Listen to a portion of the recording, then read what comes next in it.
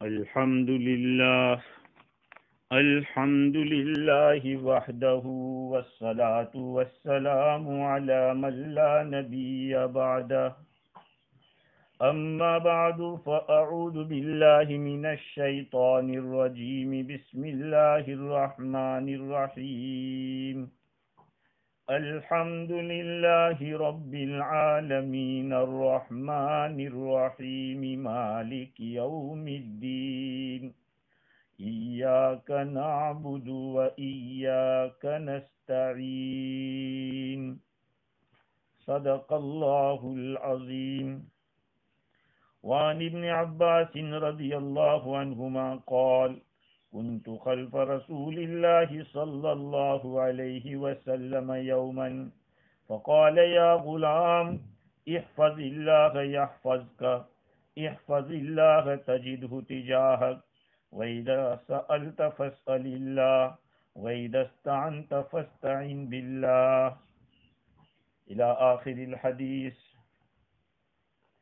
معزز سامعین، بزرگوں، پیارے بھائیوں، سننے والی خواتین، مائیں اور بہنیں، میں نے آپ حضرات کی خدمت میں سورۃ الفاتحہ کی 4 آیات کی تلاوت کی ہے.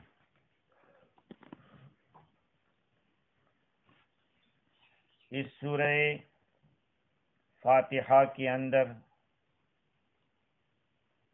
اللہ رب العزت نے بہت ہی زیادہ علوم بھر دیے. اس سورت کے بہت سارے نام ہیں اور اتنے اس کے کام بھی ہیں اور فضائل بھی ہیں. مجھے اصل گفتگو تو ایاک نعبد و ایاک نستعین پر ہی کرنا ہے، لیکن جب ان آیتوں کو بھی پڑھا ہے تو اس کے بارے میں بھی کچھ باتیں عرض کر دوں. اس سورت کے اندر حق سبحانہ و تعالی نے بندے کو مانگنے کا طریقہ بتایا ہے کہ اللہ تعالیٰ سے سوال کریں تو کس طرح سے کریں.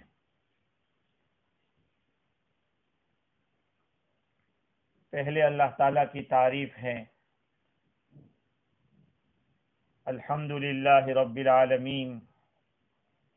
تمام تعریفیں جتنی آج تک ہوئی یا ہو رہی ہے یا ہوگی، جس کسی نے کی ہوگی، وہ سب کی سب اللہ تعالیٰ کے لیے ہے، جو کہ رب العالمین ہے، تمام عالموں کا پالنہار ہے. الرحمن الرحیم، جو بڑا ہی مہربان نہایت رحم والا ہے. مالک یوم الدین، روز جزا کا مالک ہے. ایاک نعبد، ہم تیری ہی عبادت کرتے ہیں. وَإِيَّاكَ نَسْتَعِينُ، اور تجھ ہی سے مدد مانگتے ہیں. یہ تو ان آیات کا ترجمہ ہے. ہر مسلمان کو سورہ فاتحہ کا ترجمہ بھی آنا چاہیے، ٹرانسلیشن جس کو کہتے ہیں، اور اس کا میننگ بھی معلوم ہونا چاہیے کہ اس میں کیا کہا گیا ہے. بندہ ہر حال میں اللہ تعالیٰ کا محتاج ہے. اللہ تعالیٰ کو کسی کی کوئی ضرورت نہیں ہے، نہ ہمارے سجدوں کی اس کو ضرورت ہے، نہ ہماری اور عبادتوں کی اس کو ضرورت ہے. البتہ ہمیں اس کی سراسر ضرورت ہے. ہر آن ہر گھڑی ہم اس کے محتاج ہیں. خیر، چونکہ زمانے 3 قسم کے ہوتے ہیں. ایک پاسٹ ٹین ہے، گزرا ہوا زمانہ جس کو ماضی کہتے ہیں، اور دوسرا حال ہے، تیسرا استقبال ہے، فیوچر جس کو کہتے ہیں، بھوشیہ کار جس کو کہتے ہیں. پہلے ہم کچھ نہیں تھے، اللہ رب العزت نے ہمیں نابود سے بود کیا، ہمارا وجود نہیں تھا، اللہ نے ہمیں موجود کیا، یہ اس کا احسان ہے۔ اور ابھی بھی رب العالمین ہماری تربیت کر رہے ہیں، ہم باب التربیت سے گزر رہے ہیں۔ چاہے کوئی کتنا بڑا علامہ بن جاوے یا کتنا بڑا دنیاوی اعتبار سے بڑھ جاوے، وہ اللہ تعالیٰ کی تربیت میں ہے، ہم اسی کی پرورش میں پل رہے ہیں، اور آئندہ بھی ہمیں اس کی ضرورت پڑے گی۔ تو مالک یوم الدین، یہ اس کی جو کچھ بھی تربیت ہے، شان تربیت اس کی رحمانیت اور رحیمیت سے سب کچھ ہو رہا ہے، اور دنیا سے جانے کے بعد بھی اس کی ضرورت پڑے گی۔ قیامت کے میدان میں جو فیصلہ ہوگا وہی فیصلہ کرے گا۔ اس دن کا بھی مالک آج کا بھی وہی مالک ہے، لیکن آج تو دنیا میں ایسے دعوے دار کھڑے ہو جاتے ہیں، لوگ ان کو ماننے بھی لگتے ہیں، جتنے کنکر اتنے شنکر، لیکن اس دن تو بلا شرکت غیر، کوئی شریک نہیں، کوئی دعوے دار نہیں، وہاں سب ظاہر ہو جائے گا کہ اسی کی بادشاہت ہے، اسی کا فیصلہ چل رہا ہے، وہی مالک ہے۔ تو تینوں زمانے اس کے اندر آ گئے۔ اب بندہ اللہ تعالیٰ کے تعارف کے بعد، اللہ تعالیٰ کی پہچان لینے کے بعد کہتا ہے ایاک نعبد، ہم تیری ہی عبادت کرتے ہیں، وَإِيَّاكَ نَسْتَعِينُ، اور تجھ ہی سے مدد مانگتے ہیں۔ تو دو لفظ یہاں آئے ہیں، ایک تو عبادت اور ایک ہے استعانت۔ عبادت کے معنی صرف نماز نہیں ہے، نماز بھی عبادت ہے، اس کے علاوہ اور بھی بہت ساری عبادتیں ہیں، روزہ ہے، زکوٰۃ ہے، حج ہے، امر بالمعروف نہی عن المنکر ہے، خیر خواہی ہے، بہت ساری عبادتیں۔ امام غزالی علیہ الرحمہ کے حوالے سے مفتی شفیع صاحب رحمۃ اللہ علیہ نے معارف القرآن میں لکھا ہے، کئی قسمیں ہیں، تقریباً 10 قسمیں بتائی، یا اس سے زیادہ بھی ہو سکتی ہے۔ عبادت نام ہے اعلی مراتب الخضوع، اعلی درجے کا خضوع اختیار کرنا، جھک جانا انتہائی درجے پر، وہ کہلاتا ہے عبادت۔ اور یہ عبادت شرعی طور پر بھی اور عقلی طور پر بھی اللہ کے سوا کسی اور کے لیے جائز نہیں ہے، اس لیے کہ عبادت کے لائق وہی ذات ہے۔ اور کیوں اس لائق ہے؟ لائق اس لیے ہے کہ جتنی نعمتیں ہمیں ملی ہے، ان ساری نعمتوں کے دینے والے، اور خصوصاً جو بڑی بڑی نعمتیں جیسے کہ ہمارا وجود ہے، زندگی ہے، اور ان کے ساتھ ساتھ جو چیزیں وابستہ ہے، وہ سب اللہ تعالیٰ نے عطا فرمائی ہے۔ اسی لیے تو اس ذات کے سوا کسی اور کے سامنے سجدہ کرنا جائز نہیں، کیونکہ سجدہ نام ہے اشرف اعضاء کو اہون اشیاء کے سامنے جھکا دینا، رکھ دینا۔ انسان کے بدن کے اندر سب سے زیادہ ریسپیکٹیبل جو پارٹ ہے وہ پیشانی ہے۔ اس پیشانی کو دنیا کے اندر جس کو زیادہ روندا جاتا ہے وہ زمین ہے، اس پہ چلا جاتا ہے۔ سجدے میں انسان اپنے بدن کے ایک معزز حصے کو دنیا کے سب سے گرے ہوئے حصے پر، زمین پر رکھ دیتا ہے، یہ ہے سجدہ ہے۔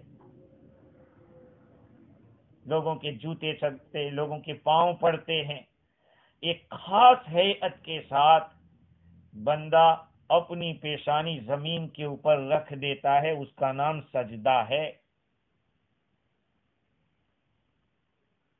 یہ کس کے لیے ہو سکتا ہے؟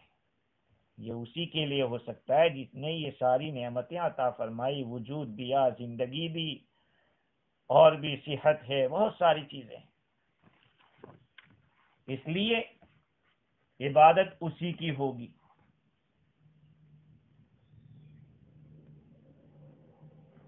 دوسری چیز ہے استعانت۔ عبادت کے بھی درجات ہیں۔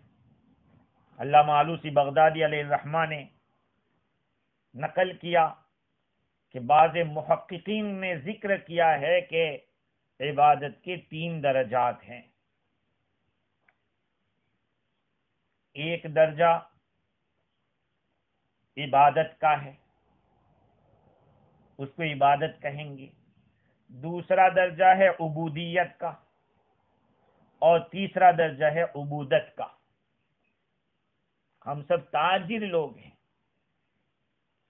ہر جگہ ہمیں تجارت نظر آتی ہے، ہر کام کے اندر ہم کچھ ریٹرن چاہتے ہیں کہ کچھ واپس ملے۔ کیا ملے گا؟ پہلا درجہ عبادت کا یہ ہے کہ بندہ اللہ کی عبادت کرے ثواب کا شوق کرتے ہوئے کہ کچھ بدلہ ملے گا، نیکی ملے گی، یا یہ کہ اس کی سزا سے ڈرتے ہوئے۔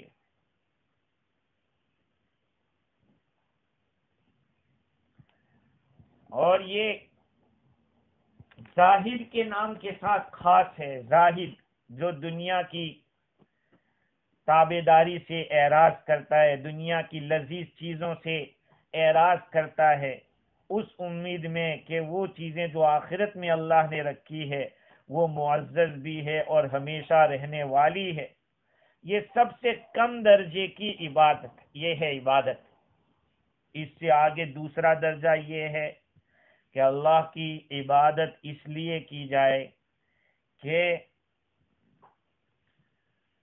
اللہ تعالی کے یہاں شرف حاصل ہوگا، اللہ تعالی کے احکام اس نے فرض کیے ہیں، اس کو ہم نے قبول کیا ہے، اور اللہ کی عبادت اللہ کی طرف منسوب ہے۔ یہ دوسرا درجہ، اس کو عبودیت کہتے ہیں۔ اور تیسرا درجہ عبادت کا یہ ہے کہ آدمی اللہ کی اس لیے عبادت کرے کہ وہ لائق ہی ہے، اس کے سوا اور کوئی عبادت کے، اس کا ذاتی حق ہے اور اس کے سوا کوئی ایسا ہے نہیں۔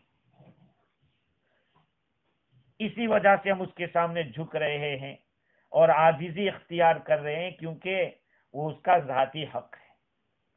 یہ اعلیٰ درجے کی چیز ہے۔ خیر، تو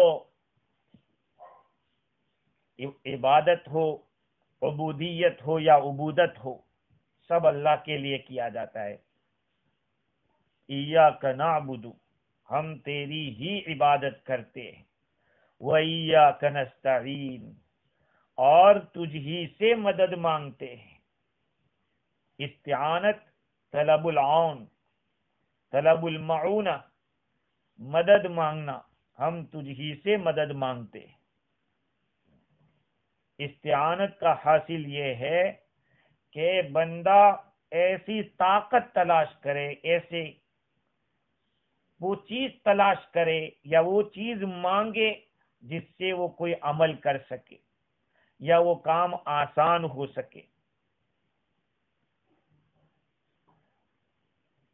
جس میں نہ کوئی جبر ہو اور نہ قدر ہو۔ یہاں پر اس آیت کریمہ کے ذریعے 2 فرقے جن کو جبریہ اور قدریہ کہتے ہیں استدلال کیا۔ جبریہ تو یوں کہتے ہیں کہ بندہ مستقل ہے، بندہ مستقل کام اپنی طاقت سے جو کچھ کرتا ہے وہ خالق فعل ہے، مستقل ہے۔ اگر وہ مستقل نہ ہوتا تو پھر مدد کا فائدہ کیا؟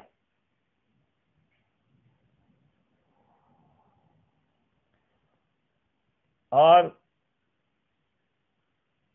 قدریہ کا کہنا یہ ہے کہ سوال کرنا اس وقت اچھا ہوتا ہے جب کہ بندہ اصل فعل کے اوپر قدرت رکھتا ہو، پھر مدد مانگتا ہے۔ ہاں، جبریہ کا کہنا یہ ہے کہ بندہ مجبور محض ہے، اگر وہ مجبور محض نہ ہوتا تو پھر مدد کیوں مانگتا، بغیر مدد کے اپنے طور پہ کرتا رہتا۔ یہ کہنا ہے ان لوگوں کا کہ مدد مانگنا اس بات کی دلیل ہے کہ اس سے تو ہونے والا نہیں ہے، تو اب دوسرے کی مدد مانگ رہا ہے تو دوسرے کی مدد سے چلے گا اس کا گارا۔ یہ ہے جبریہ۔ اور قدریہ کہتے ہیں کہ نہیں، بندہ قادر ہے، اور سوال اسی وقت ہوتا ہے کہ خود تو کر سکتا ہو، اصل کام کر سکتا ہو، لیکن مدد مانگ رہا ہے دوسرے کے۔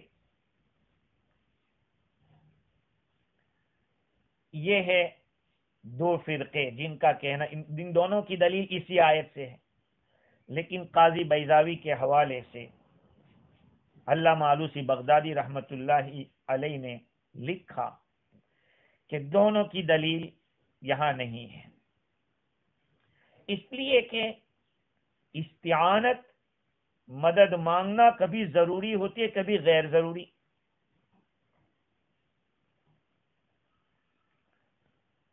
جیسے ضروری کا مطلب یہ ہے کہ اس کے بغیر ہوتا ہی نہ ہو، جیسے کہ کام کرنے والے کا قدرت رکھنا، اس کے پاس آلے کا حاصل ہونا، مادے کا ہونا جس کے ذریعے وہ کام کرے گا۔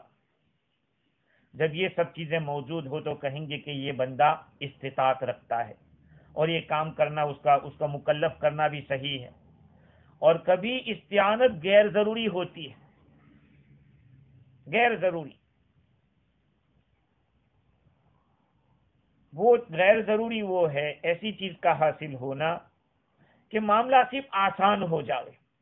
مثال کے طور پر ایک آدمی کو کہیں جانا ہے تو ضروری نہیں کہ سواری پر ہی چل کے بھی تو جا سکتا ہے، لیکن وہ سواری تلاش کر رہا ہے تو یہ تو غیر ضروری ہے۔ یا یہ کہ وہ کام کرنے والے کو کام کے قریب کر دے، اس کے اوپر اس کو ابھار دے۔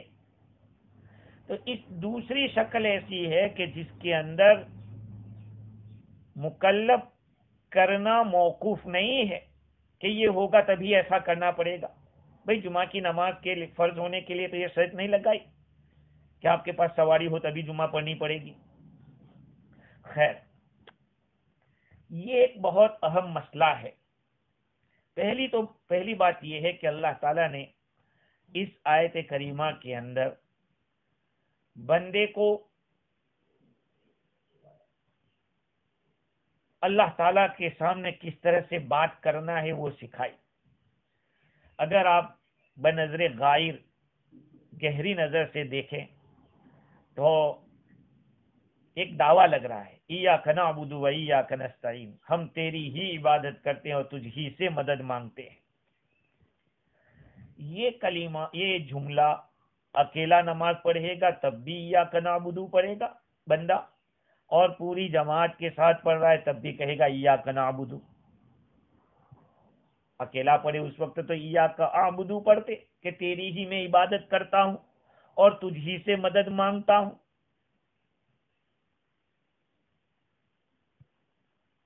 تو بجائے واحد کا سنگلر سیگا لانے کے جمع کا سیگا لائے، ایاک نعبد، ہم تیری ہی عبادت کرتے ہیں اور تجھ ہی سے مدد مانگتے ہیں۔ اکیلا آدمی پڑھے گا وہ بھی یہ آیت اسی طرح پڑھے گا، سب مل کر پڑھیں گے تب بھی اس طرح سے پڑھیں گے، امام پڑھائے گا تو وہ بھی اس طرح سے پڑھے گا۔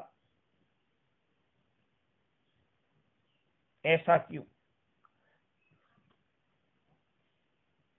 ایک وجہ تو یہ ہے کہ بندہ اللہ تعالیٰ کے سامنے اپنے حال کو بتلا رہا ہے کہ الہی میری عبادت تو اس درجے کو پہنچی ہوئی نہیں ہے جس کو میں تیرے سامنے ذکر کروں، البتہ ہاں میں کیوں نہیں کر سکتا، کیونکہ میری عبادتوں میں تو غلطیاں اتنی ہیں، کوتاہیاں اتنی ہیں۔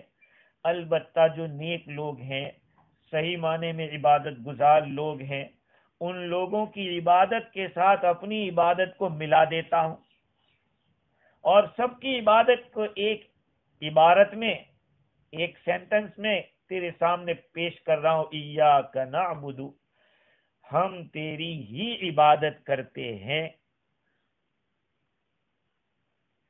اور یہ بھی ہو سکتا ہے، آلوسی نے لکھا کہ یہ بھی ہو سکتا ہے کہ اگر بندہ یہ کہتا کہ ایاک اعبد و ایاک استعین، تو اس میں یہ ہو سکتا تھا کہ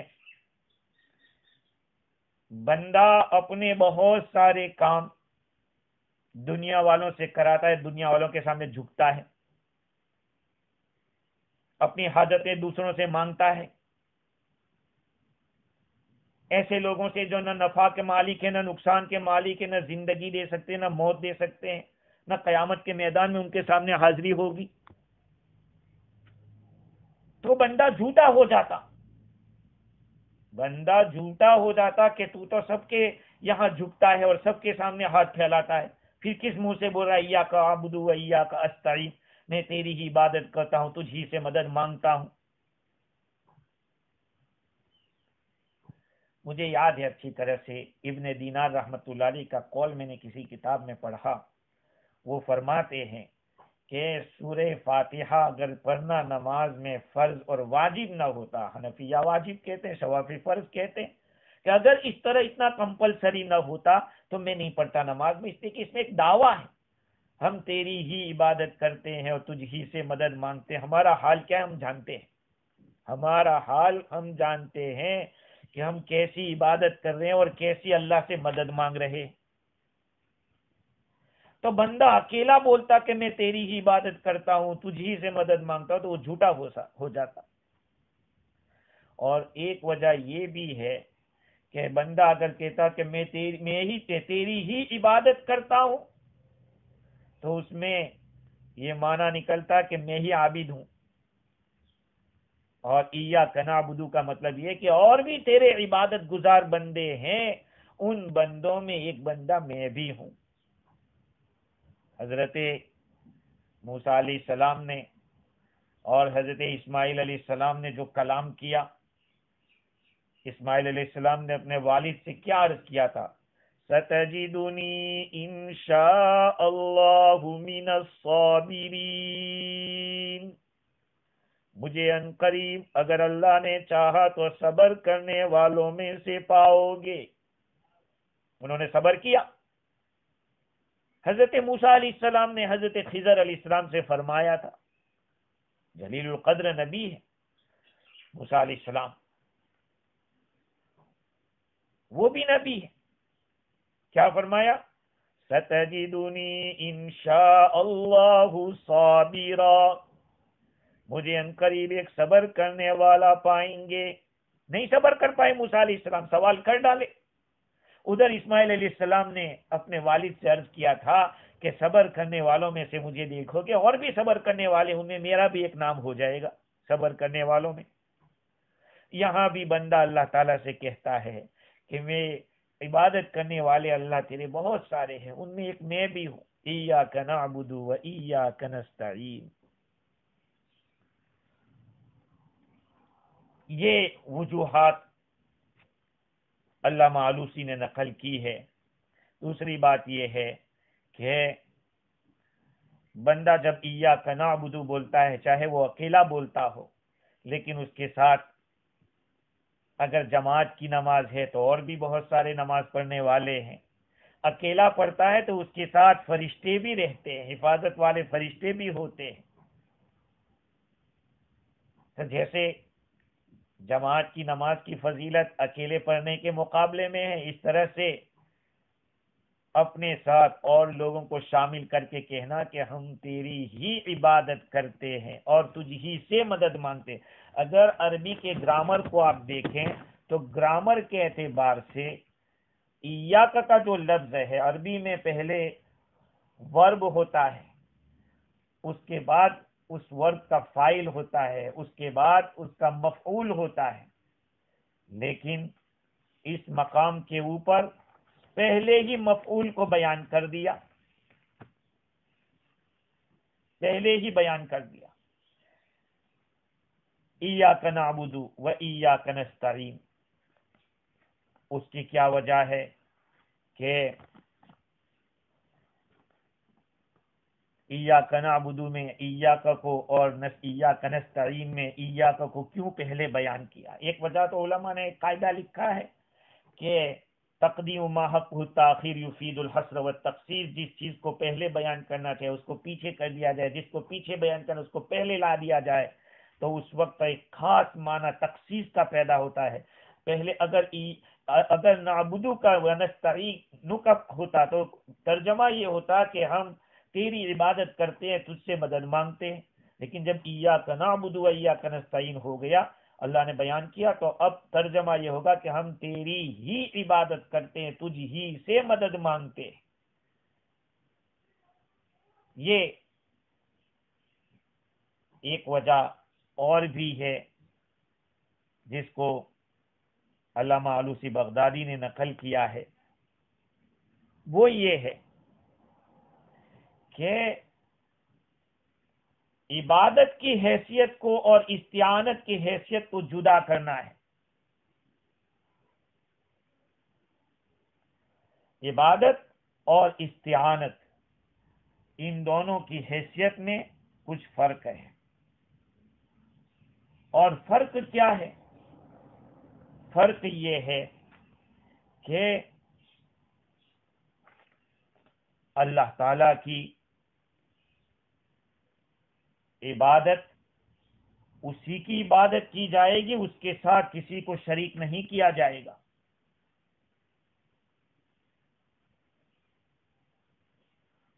ہاں، اسی کی. اور مدد مانگنا، مدد مانگنے کے بارے میں جو چیزیں اللہ تعالی کے ساتھ خاص ہیں اس میں اللہ ہی سے مدد مانگی جائے گی، کسی اور سے مدد مانگنا جائز نہیں ہوگا. جیسے کہ عبادت کی مدد اللہ سے مانگی جائے گی عبادت میں، اور اس کے ساتھ ساتھ عقائد کے بارے میں، اخلاق کے بارے میں، دینی امور، قبر کے شدائد سے نجات، برزخ کے تکلیفوں سے نجات، پل صراط سے گزرنا، میزان میں آسانی ہونا، جہنم کے عذاب سے بچنا اور جنت تک پہنچنا، اونچے اونچے درجات سے کامیاب ہونا، یہ ساری چیزیں ایسی ہیں جس میں اللہ کی مدد کی ضرورت ہے.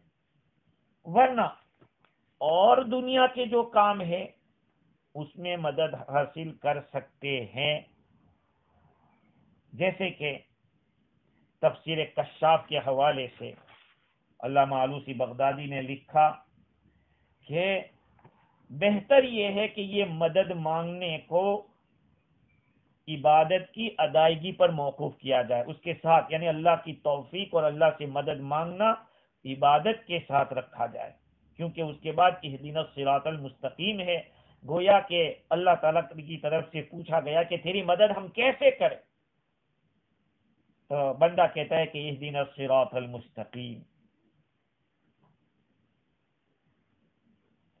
اس لیے علماء کرام فرماتے ہیں کہ یہاں استعانت سے مراد عبادت ہے، اور اس کے ساتھ ساتھ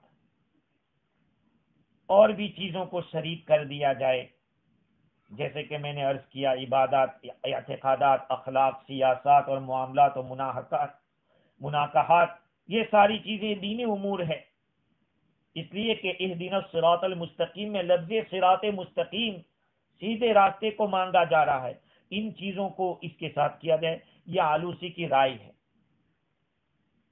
اور اس کے ساتھ ساتھ جو تکلیفوں سے، جیسے میں نے عرض کیا، اور گمراہی کے راستوں سے پناہ مانگنا، اس میں بھی اللہ سے مدد مانگی جائے.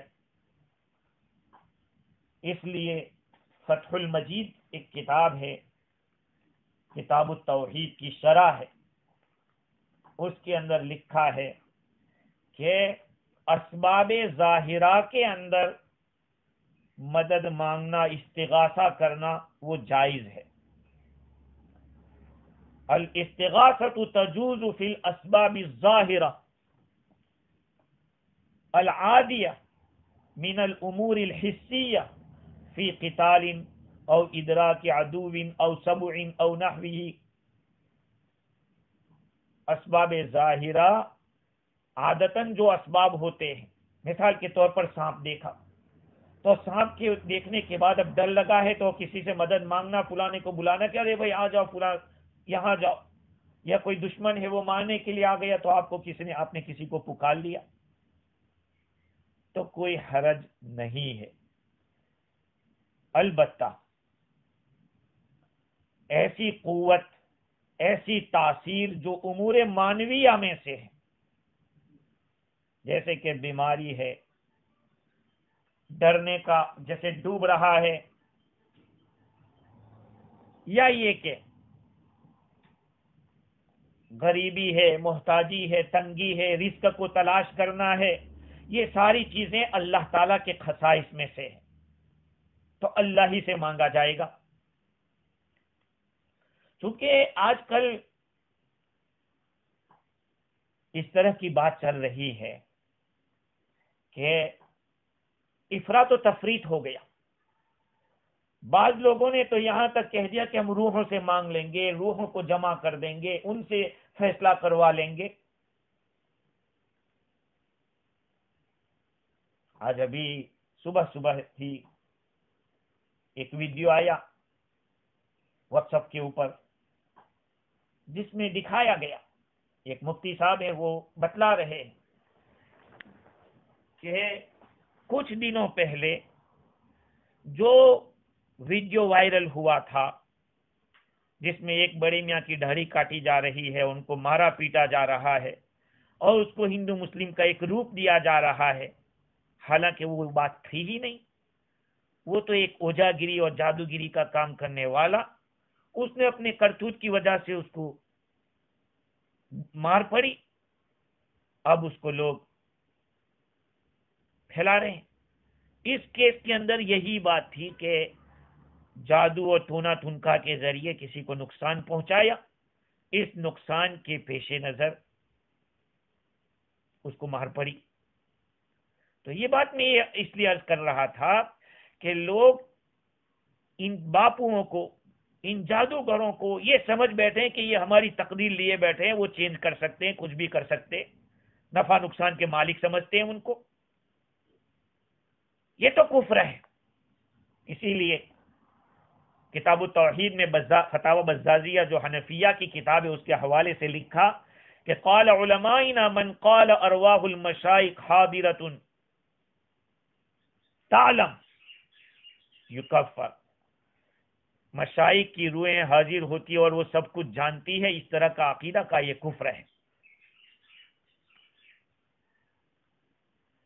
تو یہ استعانت جہاں ظاہری عادتاً جن چیزوں سے فائدہ ہوتا ہے تو اس میں تو ٹھیک ہے، کوئی قتال کا وقت ہے یا کوئی دشمن ہے، کوئی جانور ہے تو کسی اور سے مدد مانگ لی، کسی سے پیسہ بھی مانگ لیا، بھئی سوال کرنا ذلت کی بات ہے لیکن اس کو شرک تھوڑی کہیں گے، کسی سے مانگ لیا، ہاں اس کو مشکل کشا سمجھنا، اس کو قاضی الحاجات سمجھنا، اس کو رافع الحاجات سمجھنا، یہ سب چیزیں اللہ کی شان کے، اللہ ہی کے مناسب ہے۔ تو جو چیزیں اللہ کی ساتھ خاص ہیں ان چیزوں کو غیر اللہ کے ساتھ، غیر اللہ کیا، نبی کے ساتھ، غیر اللہ میں تو نبی بھی آ گئے، ولی بھی آ گئے، جن بھی آ گئے، موکل آ گئے، سب آ گئے، ان کو سمجھنا یقیناً یہ ایمان کے خلاف ہے، وہ شرک ہے۔ البتہ کسی چیز کا کسی سے سوال کیا، بھائی پڑوسی ہے اسے کوئی چیز مانگ لی تو یہ تھوڑی شرک ہو جائے گا، نہیں۔ تو اس آیت کریمہ کے اندر ایاک نعبد و ایاک نستعین، دیکھیے عجیب بات یہ ہے، اللہ رب العزت نے اس آیت کریمہ میں پہلے عبادت کو بیان کیا اور بعد میں استعانت کو بیان کیا، مدد مانگنے کو بعد میں بیان کیا۔ اب اس کی تفصیلات میں کہنے جاؤں آپ کو، امام علامہ آلوسی بغدادی رحمۃ اللہ علیہ نے اس کی 11 وجہ لکھی، سب تو میں نہیں بتاتا لیکن کچھ بتا دوں کہ عبادت یہ ایک امانت ہے۔ اِنَّا عَرَضْنَا الْأَمَانَةَ عَلَى السَّمَاوَاتِ وَالْأَرْضِ وَالْجِبَالِ، ہم نے یہ امانت آسمان و زمین کے سامنے پیش کی اور پہاڑوں کے سامنے پیش کی۔ فَأَبَيْنَ أَن يَحْمِلْنَهَا، ان تمام نے اس کو اٹھانے سے انکار کر دیا۔ وَأَشْفَقْنَ مِنْهَا، سب ڈر گئے۔ وَحَمَلَهَا الْإِنسَانُ، انسان نے اس کو اٹھا لیا۔ تو یہ امانت ہے، اس امانت کی ادائیگی کا اہتمام ضروری ہے، اس لیے اللہ تعالیٰ نے ایاک نعبد میں پہلے نعبدو بتایا، بیان کیا، پھر نستعین بیان کیا۔ اور دوسری بات یہ ہے کہ جب بندہ عبادت کی نسبت اپنی طرف کرتا ہے کہ ہم تیری عبادت کرتے ہیں، تو اس کو ضرور ایسا لگ رہا ہے کہ میں کچھ بہت بڑا بن گیا، فوراً نستعین لائے کہ نہیں مدد کی ضرورت پڑے گی۔ ارے میرے بھائیو، ہماری عبادت کا کیا ٹھکانہ ہے، اللہ ہمیں معاف کرے اور خشوع خضوع والی عبادتیں عطا فرمائے، دھیان والی، اپنی محبت اور معرفت والی عبادت عطا فرمائے۔ یہ مانگنے کی چیز ہے میرے بھائیو، عبادت تو کرنے کو کہا کہ بولو ایاک نعبد، لیکن فوراً کہا کہ نستعین، ہم تجھ ہی سے مدد مانگتے ہیں، اس لیے کہ یہ دلالت کر رہا ہے کہ عبادت بھی مکمل ہوگی اللہ کی مدد سے، اللہ کی توفیق سے۔ اس لیے پہلے عبادت، پھر استعانت، اور استعانت کے مقابلے میں اللہ کے قریب کرنے والی چیز مدد مانگنا، اس کے مقابلے میں عبادت کرنا، یہ اللہ سے زیادہ قریب کرنے والی چیز ہے۔ بندہ اللہ کے قریب ہوگا عبادت سے، وہ مقام استعانت کو نہیں ہے، اس سے پہلے عبادت کو بیان کیا۔ دوسری بات یہ ہے کہ عبادت ایک وسیلہ ہے حاجت کو پورا ہونے کا، اور وسیلے کو پہلے بیان کیا جاتا ہے۔ اور ایک بات اور بتا دوں، بڑی اچھی بات پتے کی بتائی، کہ عبادت اللہ کا حکم ہے، اللہ نے ہم کو فرمایا کہ کرو، وَمَا خَلَقْتُ الْجِنَّ وَالْإِنسَ إِلَّا لِيَعْبُدُونَ، میں نے جنات و انسان کو اپنی عبادت ہی کے لیے پیدا کیا ہے، یہ تو اللہ تعالیٰ فرما رہے، تو وہ تو اللہ کی طرف سے مطلوب ہے، اور مدد مانگنا ہماری طرف سے مطلوب ہے، اللہ سے ہم مانگ رہے ہیں، تو جو اللہ کی طرف سے ہوگا اس کو پہلے بیان کیا جائے گا۔ اور بھی وجوہات ہے، تقریباً 11 وجہ علامہ آلوسی نے بتائی۔ تو اس بیان کو اسی لیے میں نے اختیار کیا تھا، اس مضمون کو، کہ بہت سارے لوگ یہ سمجھتے ہیں کہ استعانت یعنی مدد مانگنا، کسی سے کوئی چیز مانگ بھی نہیں سکتے۔ ہاں، یہ مستحب ہے کہ آدمی سوال کا ہاتھ کسی کے سامنے پھیلاوے نہ، اللہ ہی سے مانگے۔ حدیث میں یہ آیا کہ تسمہ ٹوٹ جائے تو بھی اللہ سے مانگو۔ اگر یہ مانگنا بھی اگر شرک ہو گیا تو پھر ظاہری بات ہے کہ صحابہ کرام کا بھی ایک دوسرے سے مانگنا ثابت ہے، اور حضور اکرم صلی اللہ علیہ وسلم نے صحابہ کرام کو ایک دوسرے کی مدد پر ابھارا بھی ہے۔ ہاں، تو جو کام اللہ تعالیٰ کے مخصوص ہیں، ان کاموں میں اللہ کے سوا کسی اور کو پکارنا، جیسے یا عبد القادر شیئا للہ، یا عبد القادر اللہ کے لیے کچھ دے دو، کچھ کر دو، تو شیخ عبد القادر جیلانی وہ بھی تو اللہ کے بندے ہیں، وہ بھی تو اللہ کے محتاج۔ شیخ عبد القادر جیلانی ہو یا خواجہ معین الدین چشتی رحمۃ اللہ علیہ، سارے اولیاء کرام، انبیاء کرام، سب اللہ تعالیٰ کے محتاج ہیں۔ اس لیے اللہ کا مقام، اللہ تو اللہ ہے۔ حضور اکرم صلی اللہ علیہ وسلم نے ابن عباس رضی اللہ تعالی عنہما کو جب کہ آپ کے سواری کے پیچھے بیٹھے ہوئے تھے، حضور نے فرمایا کہ اے بچے، یا غلام، احفظ اللہ یحفظ کا، اللہ کے احکام کی رعایت کرو، اللہ تمہاری حفاظت کرے گا۔ اللہ کے احکام کو پورا کرو، اللہ کو تم اپنے سامنے پاؤ گے۔ وَإِذَا سَأَلْتَ فَاسْأَلِ اللَّهَ، جب سوال کرو مانگو تو اللہ سے مانگو۔ وَإِذَا اسْتَعَنْتَ فَاسْتَعِنْ بِاللَّهِ، اور مدد مانگو تو مدد بھی اللہ تعالیٰ سے۔